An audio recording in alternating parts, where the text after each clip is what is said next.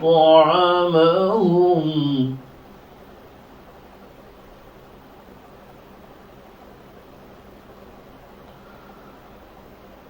الذي أطعمهم من جوع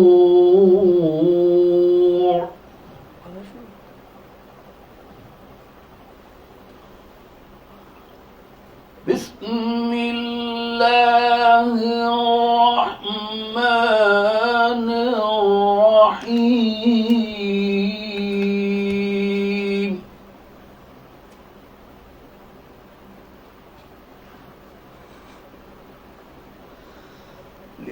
لإيلاف قريش إيلافهم رحلة الشتاء والصيف فليعبدوا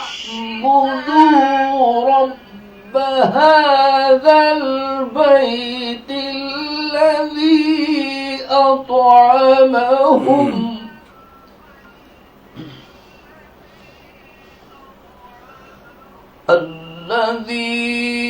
أطعمهم من جوع وآمنهم من خوف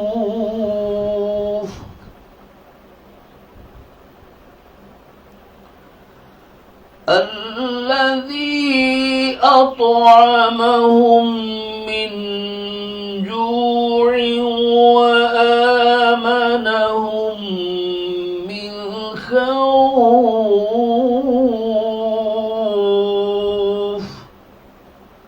صدق الله العظيم. ماشاءاللہ ماشاءاللہ، کیا خوب، بہت خوب. بسم اللہ الرحمن الرحیم. السلام علیکم ورحمۃ اللہ وبرکاتہ. ناظرین کرام، آپ دیکھ رہے ہیں نور رمضان کی آج 25ویں سحر ٹرانسمیشن. آپ کا میزبان محمد بلال یوسفی رضوی حاضر خدمت ہے. ناظرین کرام، آج کا ہمارا موضوع آپ نے دیکھ ہی لیا ہوگا. آج کا ہمارا موضوع بہت ہی اہمیت رکھنے والا ہے. روضہ رسول صلی اللہ علیہ وسلم اور مسجد نبوی صلی اللہ علیہ وسلم کے آداب و فضائل. ناظرین کرام، احادیث مبارکہ میں روضہ رسول اور مسجد نبوی شریف کی بڑی فضیلت مذکور ہے. یہاں کچھ احادیثیں ہیں کہ امیر المومنین خلیفہ چہارم حضرت مولا علی شیر خدا رضی اللہ تعالیٰ عنہ سے روایت ہے کہ فرماتے ہیں کہ ہم نے رحمت کنین صلی اللہ علیہ وسلم سے قرآن اور یہ صحیفہ لکھا جس میں مذکور ہے کہ مدینہ 2 پہاڑوں آئی سے سور تک حرم ہے. ناظرین کرام، پس جس نے بھی اس میں بدعت یا کسی اور برے عمل کا ارتکاب کیا یا کسی بدعتی کو پناہ دی تو اس پر اللہ، اس کے فرشتوں اور تمام لوگوں کی لعنت ہے. اسی کی کوئی فرضی یا نفلی عبادت قبول نہیں کی جائے گی. اور فرمایا گیا ہے کہ سیدنا سعد رضی اللہ عنہ سے روایت ہے کہ رسول اللہ صلی اللہ علیہ وسلم نے فرمایا کہ میں نے مدینہ کو 2 پتھریلی زمینوں کے درمیان حرم قرار دیتا ہوں. اس کی حدود میں نہ درخت کاٹا جائے گا نہ شکار کیا جائے گا. اگر لوگ جان جائیں تو مدینہ میں رہنا ان کے لیے بہتر ہے، اور جو مدینہ سے بے رغبتی اختیار کر کے منہ موڑتا ہے اور مدینہ چھوڑتا ہے تو اللہ تعالیٰ اس کے بدلے اس سے بہتر آدمی لائے گا جو اس کی مصیبتوں اور تکالیف پر صبر اور ثابت قدمی کے ساتھ رہتا ہے. تو میں اس کے لیے سفارش کرنے والا اور گواہ ہوں گا. حضرت سیدنا ابو سعید رضی اللہ تعالیٰ عنہ سے روایت ہے کہ رسول اللہ صلی اللہ علیہ وسلم نے فرمایا کہ حضرت سیدنا ابراہیم علیہ السلام نے مکہ معظمہ کو حرم قرار دیا اور میں مدینہ کو 2 پہاڑوں کے درمیان حرم قرار دیتا ہوں. اس میں نہ خون بہایا جائے گا نہ لڑائی کے لیے اسلحہ اٹھایا جائے گا اور نہ درخت کاٹا جائے گا مگر گھاس اور چارہ کاٹنے کی اجازت ہے۔ ناظرین کرام، حضرت اما عائشہ صدیقہ طیبہ طاہرہ رضی اللہ تعالیٰ عنہا آپ فرماتی ہیں کہ رسول اللہ صلی اللہ علیہ وسلم جب مدینہ آئے تو سیدنا ابو بکر صدیق رضی اللہ تعالیٰ عنہ اور سیدنا بلال حبشی رضی اللہ تعالیٰ عنہ کو بخار تھا، تو میں نے آپ صلی اللہ علیہ وسلم کی اطلاع دی کہ آپ صلی اللہ علیہ وسلم نے دعا مانگی، یا اللہ ہمیں مدینہ کے ساتھ مکہ جتنا یا اس سے بھی زیادہ پیار عطا کر اور اس کو صحت افزا مقام بنا دے اور ہمارے ناپ تول کے پیمانے میں برکت عطا کر اور یہاں کی بیماریاں کو دور کر دے۔ ناظرین کرام، یہی بات ہے، آج کا ہمارا موضوع یہی موضوع ہے، مدینہ المنورہ، روضہ رسول اور مسجد نبوی شریف کی آداب اور فضائل۔ ناظرین کرام، حضرت سیدنا ابو ہریرہ رضی اللہ عنہ روایت کرتے ہیں کہ رسول اللہ صلی اللہ علیہ وسلم نے فرمایا کہ میری مسجد نبوی صلی اللہ علیہ وسلم کی ایک نماز بیت اللہ کے علاوہ دوسری تمام مساجدوں کی 1000 نمازوں سے اجر میں زیادہ ہے۔ حضرت ابو سعید خدری رضی اللہ تعالیٰ عنہ آپ روایت فرماتے ہیں کہ رحمت کنان صلی اللہ علیہ وسلم نے فرمایا 3 مساجد کے علاوہ کسی اور طرف زیارت کی غرض سے نہیں جانا چاہیے، ایک مسجد حرام، دوسرا مسجد اقصی اور تیسرا اور فرمایا گا کہ میری مسجد نبوی شریف۔ حاضرین کرام، انشاءاللہ ہم جو ہے روضہ رسول صلی اللہ علیہ وسلم کے جو فضائل ہیں اور مسجد نبوی شریف کے آداب ہے، فضائل ہیں، ہم اپنے اسکالرز راہ سے پوچھیں گے کہ آپ کے جو ہیں فضائل مسجد نبوی شریف کی جو آداب ہیں، فضائل ہیں، وہ کیا ہیں۔ انشاءاللہ ہم اپنے اسکالرز راہ سے پوچھیں گے۔ تو ناظرین کرام، میں اپنے مہمانوں کا تعارف کرواتا چلوں۔ ہمارے ساتھ آج ہمارے پیر بھائی تشریف لائے ہیں، حضرت علامہ مولانا رؤف الحسن صاحب، آپ تشریف فرمائے، آپ کو خوش آمدید کہتے ہیں۔ ان کے ساتھ جناب قاری زاہد القادری صاحب آپ بھی تشریف فرمائے، آپ کو خوش آمدید کہتے ہیں۔ تو میں چاہتا ہوں کہ محفل کو دوبالا کرنے کے لیے ہم قاری صاحب سے ایک نعت سنتے ہیں۔ قاری صاحب کیا سنانے والے ہیں؟ حفیظ عائشہ کا کلام ہے جی، اس کے چند اشعار۔ جی ارشاد۔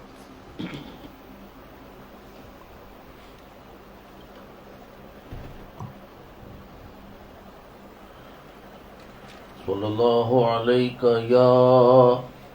یا رسول اللہ وسلم علیہ یا حبیب اللہ۔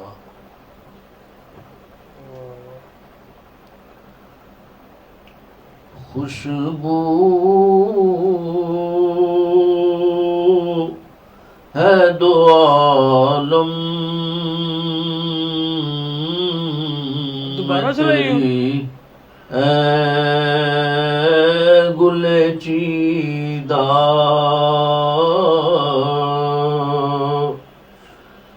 خوشبو ہے دو عالم میں تیری اے گل چیدہ کس منہ سے بیان ہوں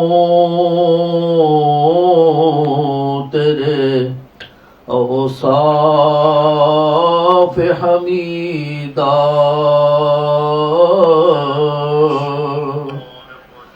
کس منہ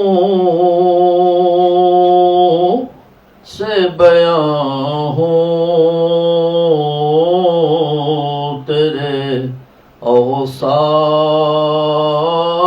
حمیدہ خوشبو ہے دو عالم میں تیری اے گل چیدہ۔ تجھ سا کوئی آیا ہے نہ آئے گا جہاں میں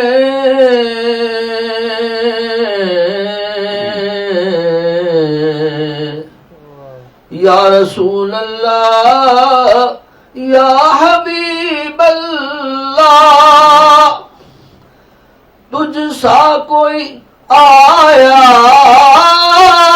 ہے نہ آئے گا زمانے میں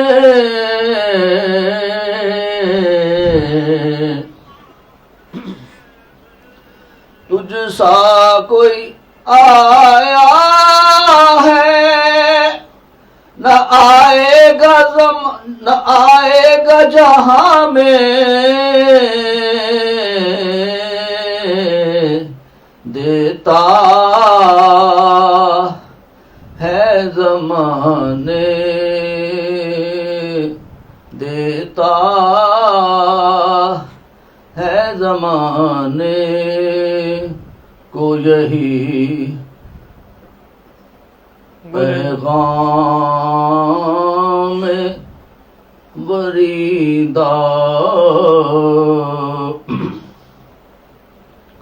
یوں دور ہوں طیب میں حریم نبوی سے یوں دور ہوں طیب میں حریم نبوی سے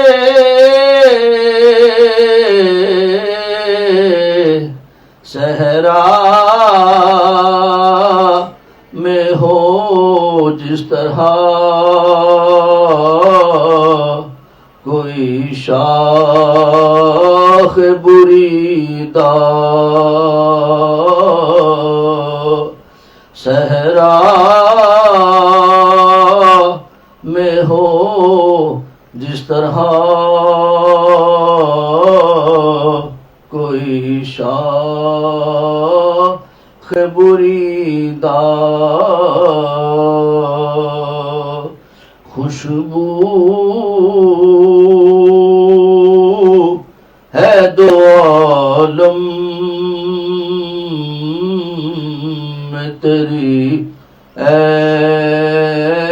گل چیدہ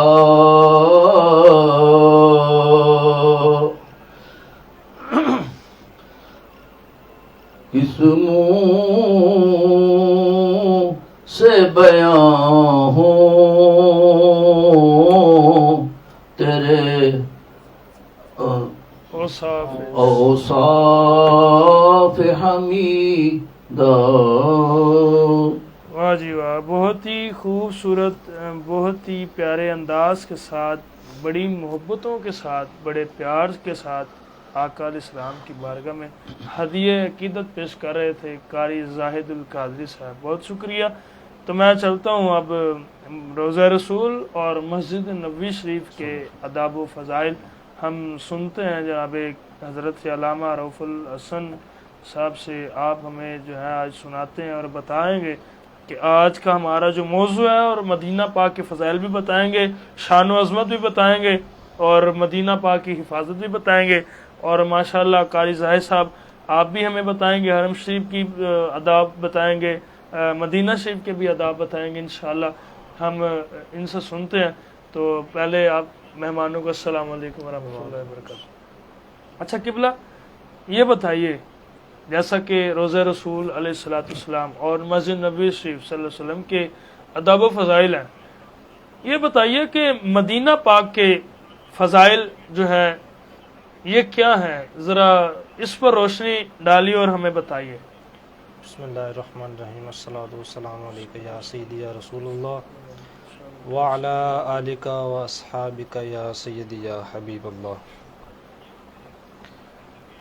کائنات میں نبی علیہ الصلوۃ والسلام کی ذات مبارکہ ایسی ہے کہ جو چیز بھی آپ کے ساتھ منسوب ہوئی اور آپ کے ساتھ نسبت رکھی گئی، وہی سب سے اعلیٰ ہو گئی. سبحان اللہ سبحان اللہ. یہاں تک کہ نبی علیہ الصلوۃ والسلام آپ کے قدم مبارک سے لگنے والی مٹی ہاں ہاں وہ اگرچہ مٹی ہے ٹھیک ہے. لیکن صرف نبی علیہ الصلوۃ والسلام آپ کے قدم مبارک کے ساتھ اسے نسبت حاصل ہوئی. سبحان اللہ وہ دنیا کی تمام مٹیوں سے وہ اعلیٰ مٹی بن گئی. سبحان اللہ سب سے بے اعلیٰ. شک. سبحان اور دیکھیں کہ مٹی وہ چیز ہے جسے انسان اپنے پاؤں کے نیچے رونتا ہے ٹھیک ہے. اور اسے پستی کی علامت سمجھا جاتا ہے. ہوں لیکن صرف نبی علیہ الصلوۃ والسلام آپ کی نسبت کی وجہ سے اس کے اندر شفا رکھ دی گئی.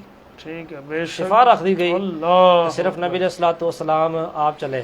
وہ صرف یہی نہیں ہے کہ نبی علیہ الصلوۃ والسلام آپ جہاں جہاں سے گزرے اس مٹی کو شفا حاصل ہوئی، ٹھیک ہے. بلکہ آپ کے شہر کی ساری مٹی کو ہی شفا قرار دے دیا گیا. سبحان اللہ سبحان اللہ بے شک بے شک. امام مالک علیہ رحمہ سبحان اللہ. ان کے سامنے کسی بندے نے کہہ دیا کہ مدینہ شریف کی جو مٹی ہے وہ نعوذ باللہ خراب ہے. مدینہ شریف کی مٹی جو نعوذ باللہ خراب ہے. ٹھیک تو ہے. آپ نے اس کے اوپر فتویٰ دیا اور اس بندے کو 30 کوڑے لگوائے صرف اس وجہ سے کہ اس نے مٹی کو خراب کیا. سبحان اللہ، بے شک. کوئی اور مٹی ہے تم بات کر سکتے تھے، ہاں لیکن یہ دیکھو کہ اس کی نسبت کس کے ساتھ ہے. سبحان اللہ سبحان اللہ. اسی کے اندر میں آج کل کیونکہ ہمارے فتنے بڑے ہیں قادیانیوں کے ہاں ہاں ہاں. اور لبرلز وغیرہ کے، وہ ایک میں کسی کا کلپ سن رہا تھا کہ وہ بتا رہے تھے کہ جی اگر مدینہ پاک کی کھجور خراب نکل آئے ٹھیک تو ہے. اس کو کیا کیا جائے. ہوں وہ علامہ صاحب تھے ایک، تو وہ فرما رہے تھے کہ اس کو پھینکا نہ جائے بلکہ اس کو دھو کے اسے کھایا جائے، صرف ٹھیک اس وجہ سے کیونکہ ہاں ہاں ہاں. مدینہ پاک کی اس سے نسبت حاصل ہے سبحان اللہ. کہ اس میں سے اگر بالفرض کیڑا بھی نکل آئے ہوں تو اس کے باوجود اسے پھینکا نہ جائے بلکہ اسے کھا لیا جائے. ٹھیک ہے. اب اس کے اوپر مذاق بنایا جا رہا تھا کہ دیکھیں جی کیڑا نکل آیا تو پھر بھی یہ فلاں فلاں. ہوں تو یہ عشق کے فیصلے ہوتے ہیں ہاں اور عشق اپنے فیصلے کرنے میں دلیر ہوتا ہے. دلیر ہوتا ہے بے شک. تو یہ دیکھیں نا انسان کو جس چیز کے ساتھ نسبت ہوتی ہے، ہوں اب اگرچہ انسان تو اس کو خراب کہہ نہیں سکتا، ایسے ہی ہے. محبوب کے عیب تو بندے کو نظر ہی نہیں آتے، ہوں محبوب کا تو ہر عیب بھی انسان کو خوب ہی لگتا ہے. بے تو شک. یہ اپنے اپنے عشق کی بات ہوتی ہے، محبت کی بات ہوتی ہے. سبحان اللہ. تو نبی علیہ الصلوۃ والسلام آپ جس شہر میں گزرے، آپ نے جہاں پہ وقت گزارا تو اللہ تبارک و تعالیٰ نے اسے امن والا شہر قرار دے دیا. سبحان اللہ. اور نبی علیہ الصلوۃ والسلام آپ نے اشارہ کر کے فرمایا، آپ نے فرمایا یہ جو شہر ہے یہ حرمت والا شہر ہے. سبحان اللہ. حرمت سے مراد یہ ہے کہ اس شہر کے اندر امن ہے. ٹھیک شہر ہے. کے اندر امن ہے. امن ہے. ہر بندہ پریشان ہے آج، سبحان کہتے ہیں جی دل کو بے چینی ہے. اور جی وہاں پہ چلے جاؤ بھائی، وہاں پہ امن ہے، سکون ہے، وہاں پر آپ کو آسانی سے سکون ملے گا. ایسے ہے. نبی علیہ الصلوۃ والسلام آپ نے فرمایا، ہوں بخاری شریف کی حدیث پاک ہے، آپ نے فرمایا کہ ایک وقت آئے گا کہ یمن فتح ہوگا ٹھیک ہے. تو لوگ اپنے گھوڑے دراتے ہوئے یمن کی طرف جائیں گے ٹھیک ہے. اور ساتھ اپنے لوگوں کو لے کر جائیں گے کہ آؤ یمن کی طرف چلے، وہ فتح ہو گئے. واہ واہ واہ. عراق فتح ہوگا ہوں تو لوگ عراق کی طرف اپنے گھوڑے دوڑائیں گے ٹھیک ہے. اور لوگ ادھر کو جائیں گے. ہوں پھر نبی علیہ الصلوۃ والسلام آپ نے فرمایا لوگوں کو کیا معلوم کہ ان کے لیے جو سب سے بہترین شہر ہے وہ مدینہ کا شہر ہے. کیا بات ہے. سبحان سب سے اللہ. مدینہ کا بہترین سبحان شہر ہے. اللہ. ہاں. اور آج بھی ایسے ہی ہے ہوں کہ ہم لوگ دنیا کی رنگینیوں میں کھو کر ہوں تو کبھی کسی ملک میں جاتے ہیں، کبھی کسی ملک میں جاتے ہیں، ہوں. لیکن یہ نہیں پتا کہ جو سب سے افضل و اعلیٰ جو شہر ہے وہ مدینہ پاک ہے. سبحان اللہ. بے اور شک. اس کے بارے میں نبی علیہ الصلوۃ والسلام آپ نے فرمایا کہ مدینہ پاک وہ شہر ہے ہوں. کہ جس کی حفاظت فرشتے کرتے ہیں. سبحان اللہ. اور فضیلت دیکھیں، فرمایا کیا کہ بات یہ ہے، وہ کیا شہر ہے کہ اس شہر کے اندر دجال داخل نہیں ہوگا. اچھا. اب کتنا بڑا فتنہ ہے دجال، بہت بڑا. کتنا بڑا فتنہ ہے دجال. بہت بڑا فتنہ. تو جو دجال ہے وہ فرمایا کہ اس کے اندر داخل نہیں ہوگا. ہاں اور طاعون کی بیماری ٹھیک ہے. جو کہ سخت ترین بیماری ہے، جس طرح ہمارے ہاں کرونا اس قسم کی بیماری ہے، فرمایا جو طاعون کورونا ہو گیا، ڈینگی ہو گیا، یہ والی بیماری. فرمایا جو طاعون کی بیماری ہے وہ بھی مدینہ پاک کے اندر داخل نہیں ہو سکتی. ٹھیک ہے. اور ناظرین کو بتاتا جاؤں کہ اس سے پہلے اس کا نام تھا یثرب، مدینہ شریف کا. مدینہ شریف ٹھیک کا. ہے. اور یثرب کہا جاتا ہے بیماریوں والی جگہ کو. ٹھیک ایسے ہی ہے. ایسے ہی ہے، لیکن نبی علیہ الصلوۃ والسلام آپ آئے تو اس کا نام مدینہ المنورہ رکھ دیا ہے، سبحان یعنی سب سے روشن شہر، اللہ. خوشبو والا شہر. کہتے ہیں نا کہ یثرب کی سرزمین کو طیبہ بنا دیا. طیبہ بنا. ایسے ہی ہے کہ بیماریوں سے اس کو جو ہے وہ سب سے اعلیٰ و افضل شفا والا بنا دیا. سبحان اللہ. اور ایسے ہوا ہوں. کہ مدینہ پاک کے اندر ایک بندے نے آ کر حکیم نے دکان کھولی. ٹھیک ہے. اور اب وہ انتظار کر رہا ہے کہ میرے پاس آئیں گے صحابی یا باقی لوگ آئیں گے تو آگے دوائی لیں گے، ٹھیک ہے۔ لیکن کئی دن اس کا کاروبار ہی نہیں چلا۔ اچھا پریشان ہو کر کہنے لگا یار کیا بات ہے، تم لوگ یہاں پہ بیمار نہیں ہوتے؟ کہنے لگے کہ نہیں، اوہ۔ جب سے نبی علیہ الصلوۃ والسلام آپ نے دعا فرمائی اب ہمیں یہاں پہ کوئی بیماری لگتی کیا نہیں، بات ہے، سبحان ہمیں یہاں پہ کوئی بیماری نہیں بہت لگتی۔ خوب بہت خوب۔ اور اس کے بارے میں دیکھیں نبی علیہ الصلوۃ والسلام آپ نے فرمایا کہ مدینہ پاک یہ ایسا شہر ہے کہ اس میں منافق جو ہے وہ یہاں پہ نہیں ٹھہر سکتا۔ ٹھیک ہے۔ قرب قیامت آپ نے فرمایا قرب قیامت دجال آئے گا تو وہ مدینہ پاک کے باہر رک جائے گا، ٹھیک ہے۔ تو وہ 3 دفعہ جھٹکا دے گا اس شہر کو، اچھا اس سے یہ ہوگا کہ جو منافق بندہ ہوگا وہ یہاں سے نکل جائے گا، ٹھیک ہے۔ منافق بندہ یہاں سے نکل جائے گا، منافق بندہ یہاں پہ نہیں رہ سکتا کہ یہاں پہ جو بھی جائے گا وہ عاشق رسول ہی جائے گا، سبحان اللہ سبحان کہ جہاں پر جو بھی جائے گا وہ اپنے آپ کو نبی علیہ الصلوۃ والسلام کا عاشق اور کہہ کر جائے گا۔ یہ منافق کی آپ نے بات کی ہے، بات ایک ذہن میں آ گئی ہے، یہ قادیانی جو میں ہوتے ہیں وہی بھی کرنے لگا ہوں، یہ منافقت کرتے ہیں نا، یہ منافق سے بھی زیادہ بدتر ہے۔ دیکھیں آپ، یہ کہتے ہیں اپنے آپ کو مسلمان ہیں۔ میں وہی روشنی بتائیے ذرا اس پہ بات۔ اس میں دیکھیں کہ ان کا عقیدہ کتنا کمزور ہے کہ ہمارے ہاں یہاں کوئی ہمارے گردن کے اوپر خنجر بھی رکھ دینا ٹھیک ہے۔ اور کہے کہ تم کہو کہ نبی علیہ الصلوۃ والسلام تمہارے نبی نہیں ہے تو ہم گردن کٹوا دیں گے، لیکن اس بات کے اوپر اعادہ نہیں کریں گے۔ ٹھیک یہ ہے، گردن کٹ تو سکتی ہے، جھک نہیں سکتی، جھک نہیں سکتی، نہیں کہ ہاں۔ بھئی ہو ہی نہیں سکتا، درست ہو ہی فرمایا۔ نہیں سکتا۔ ٹھیک ہے سعودی حکومت کی پابندی ہے قادیانیوں کے اوپر ٹھیک ہے، کہ قادیانی یہاں پہ داخل نہیں نہیں ہو ہو سکتا۔ ٹھیک اب ہے۔ یہ کیا کرتے ہیں کہ یہ جب اپنے ویزا اپلائی کرتے ہیں، سارا پروسیس گزرتے ہیں اس میں سے، تو وہاں یہ اپنے خلیفہ مرزا غلام قادیانی کے اوپر لعنت ڈال کے جاتے ہیں۔ اچھا ہاں جی، ٹھیک ہے، لعنت ڈال کر جاتے ہیں۔ اب دیکھیں نا کون سا ان کا یہ عقیدہ مضبوط ہے، ٹھیک ہے۔ ہمیں بھی تو یہ بتائے نا، مسلمان نے تو کبھی یہ ضرورت نہیں کی کہ وہ اس طرح کرے، ایسے ہی ہے، لیکن دیکھیں کہ یہ وہاں تک پہنچنے کے لیے، وہاں تک جانے کے لیے ان کے بڑوں نے اجازت دی ہوئی ہے کہ آپ کو وہاں تک پہنچنے کے لیے آپ کو اجازت ہے کہ آپ غلام قادیانی مرتد، اس کے اوپر آپ مرتد نہیں بلکہ مرتد ہے، مرتد ہے کہ مرتد کے اوپر آپ لعنت ڈال دیں، لانتی ہے، لعنتی ہے، بہت بڑا کائنات کا ذلیل ترین ذلیل ترین مرزا انسان۔ قادیانی لانتی ہے۔ اب دیکھیں کہ کتنے بڑے یہ منافق ہیں کہ وہاں تک جانے کے لیے اس کے اوپر لعنت بھی ڈال لعنت دیتے ہیں۔ بھائی ایسے ہی، اگر ہمت ہے تو بھئی تم بتا کے جاؤ کہ نہیں ہم اس کو ماننے والے ہیں، ہاں۔ لیکن پتہ ہے نا وہاں پہ داخلہ نہیں ملے گا۔ نہیں ملنا، ایسے ہی ہے۔ کیوں نہیں ملے گا؟ کیوں؟ کیونکہ نبی علیہ الصلوۃ والسلام کا جب تک عشق دل میں نہیں ہوگا کوئی چیز قابل قبول نہیں ہے۔ بے شک بہت دل میں بڑی عشق بات۔ محمد نہیں ہے اگر کلمہ سننے سنانے سے کیا فائدہ، ہاں قلب میں شوق طیبہ نہیں ہے اگر مکے میں آنے جانے سے کیا فائدہ، ہاں درست، خشک سجدے کیے خوب ماتھا گسا ہاں اور پیشانی پہ داغے سجدہ بنا، دل داغے محبت سے خالی رہا یوں ہی ماتھا گسانے سے کیا کیا فائدہ۔ فائدہ، اوہ جتنی مرضی نمازیں تم پڑھ لو، ہاں۔ تم روزے رکھ لو، ٹھیک ہے، لیکن جب تک نبی علیہ الصلوۃ والسلام کو آخری نبی نہیں مانو گے تمہاری کوئی چیز قابل قبول نہیں۔ درست پھر فرمایا، آگے ایک اور بات بہت کہتے اچھی ہیں، بات فرمائی، پھر کہتے ہیں جی ارشاد۔ دیکھیں ہم تو نبی علیہ الصلوۃ والسلام کو آخری نبی مانتے ہیں، ٹھیک ہے، اگر مانتے ہو ہاں۔ تو یہ بتاؤ کہ غلام قادیانی کیا ہے، اس کے بارے میں ہمیں یہ بتاؤ پھر۔ بہت بڑی بات، یہ بہت تو بڑی بات یہ تو ان کے بڑے بڑے لوگ بھی آگے کہہ دیتے ہیں ہاں کہ جی ہم نبی علیہ الصلوۃ والسلام کو آخری نبی مانتے ہیں، تو پھر آگے سے تشریحات کرتے ہیں کہ ہم شرعی نبی مانتے ہیں، ذلی مانتے ہیں، بروزی مانتے ہیں، فلاں فلاں مانتے ہیں۔ سب کچھ چھوڑو، ٹھیک ہے، ہمیں صرف یہ بتاؤ کہ تم غلام قادیانی کو کیا مانتے ہو۔ ٹھیک ہے، اگر تم اس کو نبی نہیں مانتے، ہاں ہاں اگر تم اس کو نبی نہیں نہیں مانتے تو اس نے جو کہا ہوا ہے کہ جو مجھے نہیں مارے گا، جو مجھے نہیں مانے گا وہ کنجریوں کی اولاد میں سے ہے، تو بتاؤ کہ اب کیا تم اس اولاد میں سے ہو یا وہ اس اولاد میں سے ہو؟ اوہ بتاؤ، ہمیں اس کا فیصلہ کر کے جاؤ۔ اوہ، بڑی بات، بہت بڑی بات کی ہے، بہت بڑی، صرف ہمیں یہ بتاؤ کہ تم اس کو مانتے کیا ہو، ہاں مجدد مانتے ہو، ولی مانتے ہو، کیا مانتے؟ اگر تم مجدد مانتے ہو، ولی مانتے ہو، تو پھر اس کا مطلب ہے کہ تم اس کے بقول اس نے جو روحانی الخزائن میں لکھا ہوا ہے اپنی کتاب کے حوالے سے اس نے لکھا ہوا ہے کہ وہ کنجریوں کی اولاد میں سے ہے جو مجھے نبی نہیں مانتا، تو اگر تم اس کو نبی نہیں مانتے تو پھر تم اس کی اولاد میں سے ہو، اور اگر تم اس کو نبی مانتے ہو تو پھر تم نبی علیہ الصلوۃ والسلام کو آخری نبی نہیں مانتے، لہٰذا پھر تم مسلمان نہیں ہو، کیونکہ مسلمان ہی تم اس صورت میں ہوگے جب تک تم نبی علیہ الصلوۃ والسلام کو آخری نبی نہیں مانو گے۔ درست فرمایا، اس لیے ان کے جو اعمال ہیں وہ کسی بھی قسم کے قابل قبول نہیں ہے۔ ایسے ہی ہے، ہمارے ہاں یہاں جو لوگ ہیں وہ اپنی گردنیں کٹا دیتے ہیں لیکن نبی علیہ الصلوۃ والسلام کی ذات کے اوپر سمجھوتا نہیں کرتے ہیں، لیکن ان کا پتہ نہیں ایمان کس طرح کا ہے، صرف پیسے چاہیے، فنڈنگ چاہیے اور لالچے ہیں، لیکن چیز ان کو کوئی نہیں تسلیم۔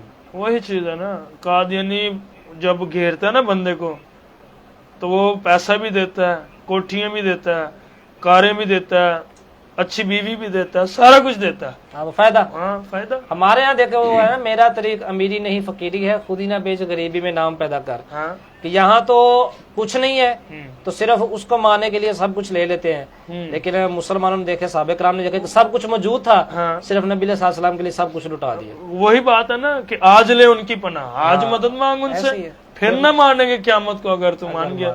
یہی چیز ہے, یہی بات ہے کہ یہ غوث اعظم رضی اللہ عنہ فرمایا کہ کماتے تم ہو اور پھر تم دنیا سے چلے جاتے ہو. جب دنیا سے چلے جاتے ہو پیچھے وہ تیری اولاد بیٹھ کے کھاتی ہے اور عذاب تجھے ہوتا ہے. تو یہ وہی صحابہ فرمایا نا کہ مدینہ پاک کے اندر منافق نہیں ٹکے, اور اب بھی نہیں ٹکتے. بے شک. دیکھیں نا وہاں پہ بھی جاتے ہیں تو عارضی طور پہ جاتے ہیں, لعنت ڈال کے جاتے ہیں. ایسی ہے, ایسے ہی نا, یا تو ہمیشہ کے لیے لعنت ڈال کے جائے تو منافقت کر کے جاتے ہیں. تو فرمایا کہ بہت بڑی چیز. اب چلے جاتے ہیں نا, کوئی بات نہیں, کتنی دیر وہاں رہیں گے جھوٹ کے ساتھ, لیکن فرمایا کہ قرب قیامت جھٹکا لگے گا اور مدینہ شریف سے سارے منافقوں کو باہر نکال دیا جائے گا, سارے منافقوں کو باہر نکال دیا جائے گا. سب سے بڑے جو ہے وہ اسلام کے دشمن ہے. اور دیکھیں کہ مدینہ پاک کے ساتھ محبت کتنی تھی. امام مالک علیہ رحمہ, آپ نے ساری زندگی صرف ایک حج مبارک ادا کی ہے. ٹھیک ہے. مدینہ پاک کے اندر زندگی گزاری, ٹھیک ہے, مدینہ پاک کے اندر ایک زندگی گزاری, لیکن حج صرف ایک ادا کیا. کیوں؟ کیونکہ حج ادا کرنے کے لیے مکے جانا پڑنا تھا, تو ایک حج فرض ہے, تو ایک حج ادا کیا, اس سے زیادہ حج نہیں ادا کیے. جب پوچھا گیا کیوں, فرماتے اس لیے کیونکہ زندگی موت کا پتہ کوئی نہیں ہے. تو میں نہیں چاہتا کہ میں حج کرنے کے لیے مکہ گیا ہوں تو مجھے وہاں موت آ جائے, وہ نہیں, مجھے جو موت چاہیے. مجھے مالک کی بات فرما رہے ہیں, وہ تو ایسے کامل ولی تھے کہ آپ نے مدینہ منورہ میں کبھی اپنی حاجت کو, یعنی کہ وہ اب ہوتی تھی تو آپ نے اسی ادھر یعنی کہ اس علاقے میں نہیں اپنی حاجت کو پورا کی, مدینہ شریف سے باہر جا کے آپ نے اپنی حاجت کو. اور مدینہ شریف کے اندر امام مالک رحمہ آپ ننگے پاؤں چلا کرتے تھے. فرماتے تھے میں نہیں چاہتا کہ میرا اس جگہ کے اوپر پاؤں آ جائے جہاں پر نبی علیہ الصلوۃ والسلام آپ کے قدم مبارک لگے. ایسا آپ کا عشق رسول تھا. میں قاضی صاحب کی طرف چلتا ہوں. قاضی صاحب, بسم اللہ. جیسا کہ ابھی بات ہو رہی تھی روضہ رسول المسجد نبی شریف کے آداب و فضائل کے حوالہ سے کہ مدینہ پاک کے فضائل بتائے انہوں نے, اور پھر کچھ قادیانی لانتیوں کے بارے میں بات ہوئی, تو ختم نبوت کی بھی بات ہوئی, آخری نبی علیہ الصلوۃ والسلام کی بھی بات ہوئی. اب یہ بتائیے دنیا کی وہ کون سے مقامات ہیں جن کی زیارت ضروری کرنی چاہیے؟ ارشاد فرمائیں. بسم اللہ الرحمن الرحیم. الصلاۃ والسلام علیک یا سیدی یا رسول اللہ وعلی آلک واصحابک یا سیدی یا خاتم النبیین. آپ سے نے فرمایا کہ وہ 3 جگہ ہیں, وہ 3 جگہ ہیں, وہ 3 جگہ ہیں جن کی زیارت ہر مومن اور مسلمان کے لیے فرض ہے, اور اس کے علاوہ کسی اور کی زیارت جو ہے وہ اسلام میں ضروری نہیں. ٹھیک ہے. ان میں پہلی کس چیز کی زیارت ہے؟ بیت المقدس. ٹھیک ہے. بیت المقدس کی زیارت, اس کے بعد بیت اللہ شریف کی زیارت, ٹھیک ہے, حرم شریف کی زیارت, خانہ کعبہ شریف کی زیارت, اور اس کے بعد مدینہ المنورہ, ٹھیک ہے, اس کی زیارت, ٹھیک, اور مسجد نبی کی زیارت. سبحان. جب آپ سے ان کا ظاہری وصال مبارک ہوا تو چند دن بعد ایک بدو آیا عرب کا, کافی دور علاقے سے. تو جب اس کو پتا چلا کہ آپ سے دنیا سے پردہ فرما گئے ہیں تو وہ مزار اقدس پہ آیا. اچھا. اور زور زور سے اونچی اونچی رونا شروع ہو گیا. ٹھیک ہے. صحابہ کرام رضوان اللہ تعالی علیہم اجمعین اسے پوچھتے ہیں بھائی تمہیں کیا ہوا, کیا بات ہے؟ کہنے لگا میں تو بڑی ہی دور سے آیا ہوں, مجھے پتا تھا کہ آپ صلی اللہ علیہ وسلم یہیں تشریف فرما ہوتے ہیں, تو میں تو اپنی بخشش کے لیے آیا ہوں, اب بڑا گناہگار ہوں, میں نے تو نہیں جانا. ٹھیک ہے. جب مجھے سرکار فرمائیں گے جا پھر جاؤں گا. سبحان اللہ، کیا بات ہے، وہ اتنا رویا، اوہ، اتنا آہوزاری سے رویا کہ قبر مبارک کے اندر سے آواز آئی، جاؤ میرے پیارے، اللہ نے تمہارے گناہ بخش دیے۔ سبحان اللہ، سبحان اللہ، کیا بات ہے، بہت خوب اپنی بات کی حیات طیبہ میں آپ سے فرماتے تھے، فرماتے ہیں، معاذ اللہ فرماتے تھے نہیں فرماتے ہیں کہ میں بحالت بشریت میں بھی ٹھیک ہے، اور بعد از سال بھی ایسے ہی ہوں جیسے اب آپ کے سامنے بیٹھا ہوں۔ اللہ اکبر، سبحان اللہ، اور آپ اس طرح سا غور فرمائیں، ارشاد، لفظ انتقال ہم، کیا ہے، اس کا معنی کیا ہے؟ ارشاد، اس کا معنی یہ نہیں کہ ختم ہو جانا، ٹھیک ہے، انتقال کا اصل معنی ہے منتقل ہونا، ٹھیک ہے، یہاں سے وہاں منتقل ہونا۔ ٹھیک ہے، چھوٹی سی مثال اس کی، آپ کسی سے کوئی چیز لیتے ہیں، ہم، موبائل لیتے ہیں ہم، اچھا قیمتی، کوئی زمین کا ٹکڑا لیتے ہیں، دکان لیتے ہیں یا کوئی جائیداد لیتے ہیں، کوئی چیز خریدتے ہیں، ہم، اب کو کہتے ہیں بھائی اس کی مجھے رسید لکھ دیں، ہم، ایسے ہی ہے، جیسے زمین مکان دیا جو اس کا رسید لکھ دو۔ انتقال نامہ، یہ انتقال نامہ یہ کیا ہے؟ ہم، زمین یا چیز وہ تو وہیں کی وہیں پڑی ہے، ایسے ہی ہے، بس اس کا جو ہے نا وقتی طور پہ وہ دوسرے کے ہاں چلی گئی ہے۔ ٹھیک ہے، اللہ تعالیٰ کے انبیاء کرام صلی اللہ علیہ اجمعین، سبحان اللہ، صحابہ کرام، اولیاء کرام، ہم، ایک عام بندے کا مثال ہونا اور بات ہے، اور طرح کی بات ہے، ہم، جو اللہ کے مقرب بندے ہیں ان کا دنیا سے پردہ کرنا اور بات ہے۔ ٹھیک ہے، درست ٹھیک فرمایا، ایسے ہی ہے، اور اسی طرح پھر ایک آدمی اور آیا کچھ دیر بعد، ہم، کچھ چند دنوں بعد، اس کا بھی یہی مسئلہ تھا، اچھا، وہ اپنی بات کر کے رویا، بڑی گریہ داری کی، بہرحال وہ چلا گیا۔ ٹھیک ہے، آپ کے مدار انور کے پاس ایک صحابی تشریف فرما تھے، ہم، وہ وہاں بیٹھے کچھ پڑھ رہے، پڑھتے پڑھتے ان کو تھوڑی سی اونگ آئی، ہم، تو اسی اونگ میں آپ صلی اللہ علیہ وسلم سے فرمایا ہم، بھائی جاؤ اس کو ڈھونڈ کے لاؤ، ٹھیک ہے، جو ابھی آدمی آیا تھا اس کو ڈھونڈ کے لاؤ، ڈھونڈ کے لاؤ، ٹھیک ہے، اور اس کو بتاؤ کہ اللہ نے تیری بخشش کر دی ہے۔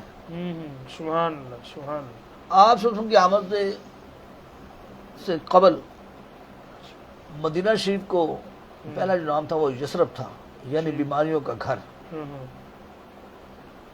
جیسے کہ حضرت موصوف علامہ صاحب پہلے فرما چکے ہیں۔ ٹھیک ہے، انہی کی بات کو تھوڑا سا آگے لے کے چلتا ہوں۔ وہ ادھر بہت زیادہ طبیب تھے، ہم، اس شہر میں بہت زیادہ حکیم تھے، تو تھے فاصلے لے پہ، کے آ رہے نو، بڑا کربا چمکا ہوا تھا، وہاں دست کی بیماری بہت زیادہ تھی، ہے جی؟ ٹھیک ہے، اور وہ لوگ بیمار اکثر رہتے تھے۔ آپ سن کے جب قدم رجا فرمایا تو وہاں ماشاءاللہ اللہ کے فضل سے ہر قسم کی بیماری وہاں سے ختم ہو گئی، ٹھیک، اور کچھ دنوں بعد وہاں پتہ کہ چلا جی حکیم لوگ جو ہیں دکانیں چھوڑ کے جا رہے ہیں، دواخانے اپنے چھوڑ کے جا رہے ہیں۔ تو کسی نے پوچھا کہ آپ کیوں جا رہے ہیں؟ کہ ہم نے تو کیا وکیم آنے کیا کرنا ہے، ہم نے تو کیا کرنا ہے، ادھر بیماری کیوں نہیں ہوتا۔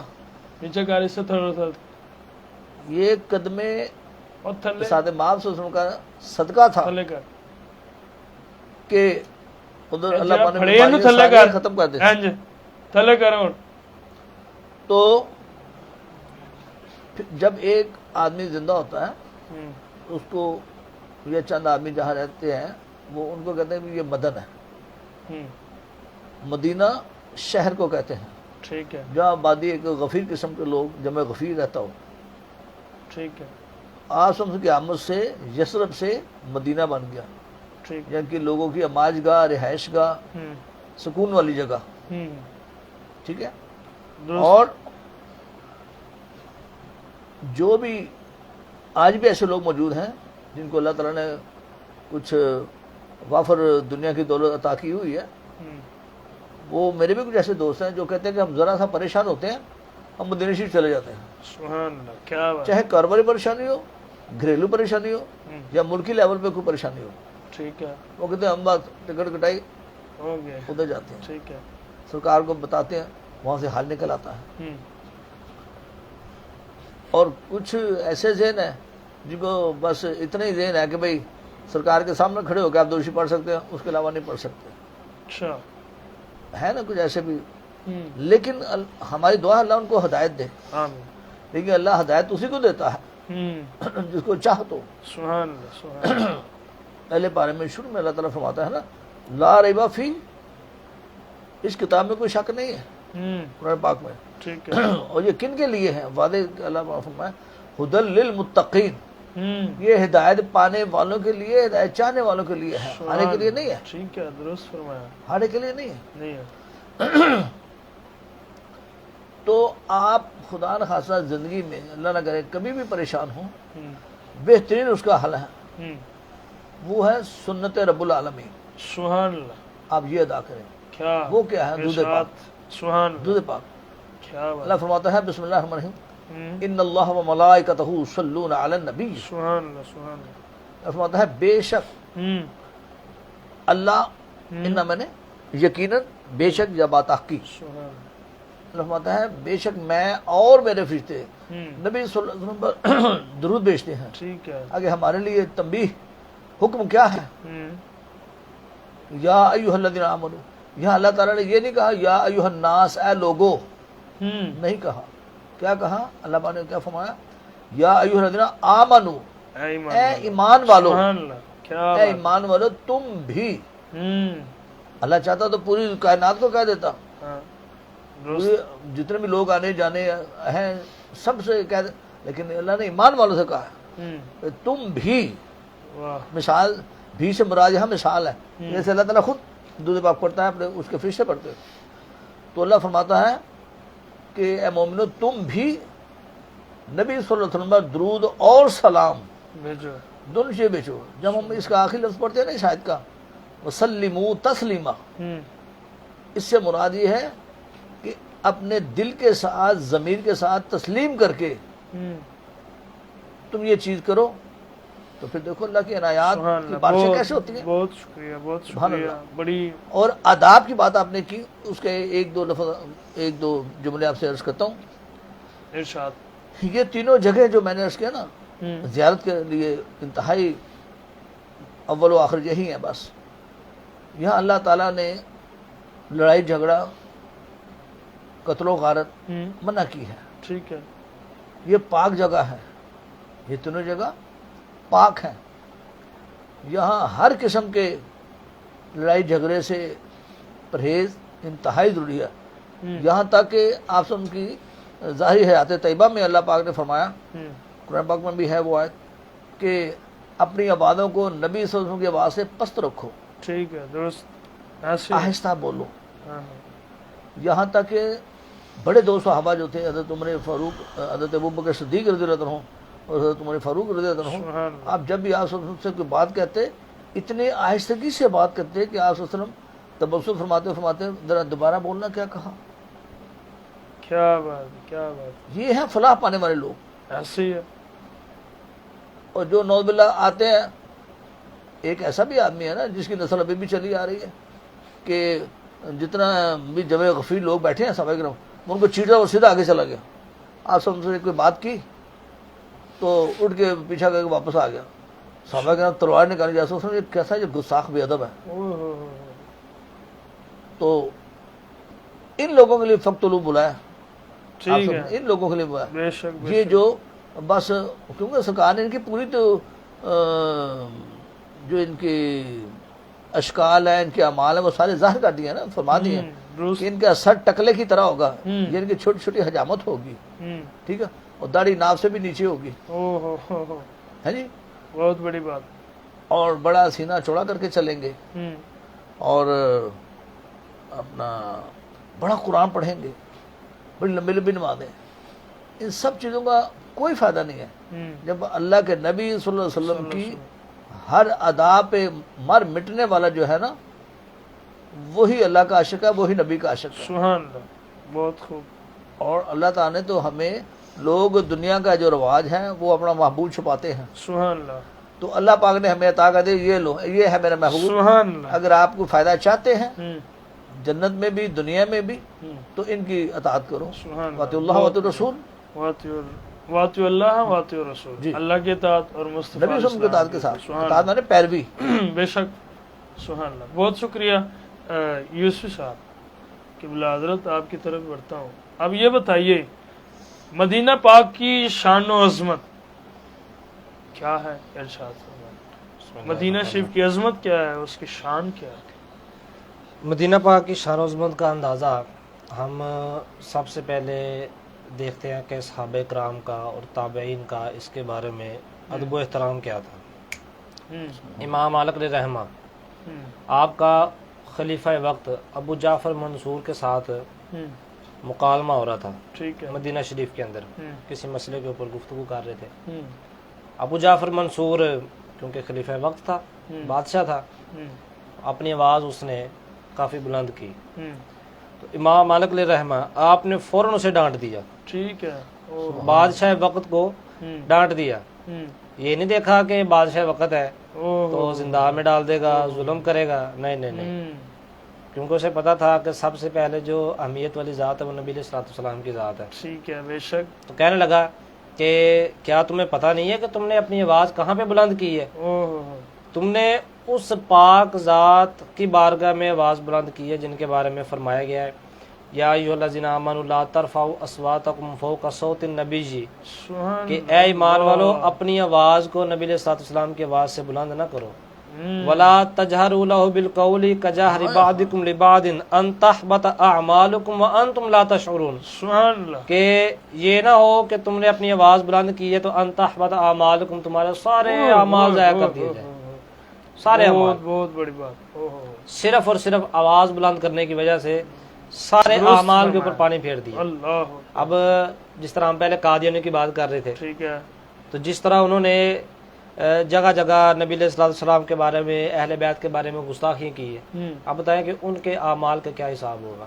कि ये बारगाह तो इतनी नाकिस है क्या कि ऐसे ही है? इतना सिर्फ आवाज़ बुलंद होने के ऊपर जो है वो सारा अमाल ज़ाया होने का खदशा है। तो नबी अलैहिस्सलाम के बारे में तरह तरह के अल्फाज कह दिए और तरह तरह के कलिमात लिख दिए, किताबों के अंदर मौजूद है, आप उसका इनकार नहीं कर सकते, ऐसे ही है। मौजूद है। तो उन अल्फाज के बाद आप अपने आप को किस तरह का मुसलमान आप कहलवा सकते हैं? तो फरमाया कि तुम उस बारगाह के अंदर बैठे हो कि जिसके बारे में कहा गया है कि अपनी आवाज़ को बुलंद ना करो वरना तुम्हारे सारे अमाल ज़ाया हो जाएंगे।